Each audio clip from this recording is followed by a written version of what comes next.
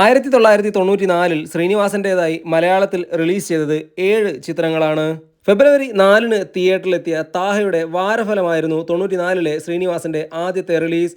ശ്രീനിവാസനൊപ്പം മുകേഷും നായകവേഷത്തിലെത്തിയ ചിത്രത്തിൽ മാധു, അഞ്ജു, തിലകൻ, ജഗതി, സിദ്ദിഖ് തുടങ്ങിയവരും മറ്റു പ്രധാന കഥാപാത്രങ്ങളായെത്തി. ചിത്രം ഭേദപ്പെട്ട അഭിപ്രായം നേടി തിയേറ്ററിൽ ശരാശരി വിജയം മാത്രമാണ് സ്വന്തമാക്കിയത്. ഫെബ്രുവരി 4 തിയേറ്ററിലെത്തിയ മോഹൻലാൽ ചിത്രം പവിത്രമായിരുന്നു ശ്രീനിവാസന്റെ രണ്ടാമത്തെ റിലീസ്.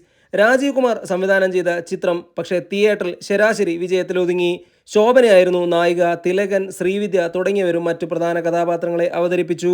മാർച്ച് 3 തിയേറ്ററിലെത്തിയ സുരേഷ് ഉണ്ണിത്താന്റെ ഭാഗ്യവാനായിരുന്നു മൂന്നാമത്തെ റിലീസ്. ശ്രീനിവാസൻ നായകനായ ഈ ചിത്രം പക്ഷേ തിയേറ്ററിൽ വിജയിച്ചില്ല. മെയ് 13 തിയേറ്ററിലെത്തിയ മോഹൻലാൽ പ്രിയദർശൻ ടീമിന്റെ തേന്മാവിൻ കൊമ്പത്തായിരുന്നു നാലാമത്തെ റിലീസ്.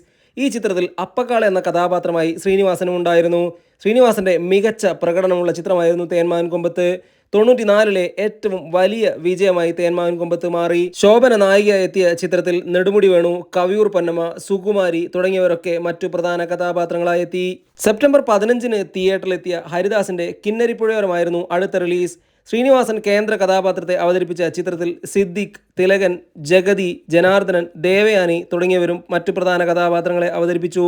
മികച്ച അഭിപ്രായം നേടിയ ചിത്രം തിയേറ്റർ വിജയമായി മാറി. നവംബർ 11 തിയേറ്ററിലെത്തിയ ഫാസിലിന്റെ മാനത്തെ വെള്ളിത്തേരായിരുന്നു അടുത്ത റിലീസ്. ഈ ചിത്രത്തിൽ ശ്രീനിവാസൻ ഒരു പോലീസ് ഓഫീസറുടെ വേഷമാണ് ചെയ്തത്. മികച്ച ഇനീഷ്യൽ കളക്ഷൻ തുടങ്ങിയ ചിത്രത്തിന് പക്ഷേ പിന്നീട് അത് നിലനിർത്താനായില്ല. എങ്കിൽ പോലും ചിത്രം തിയേറ്ററിൽ ഒരു വിജയമായി മാറി.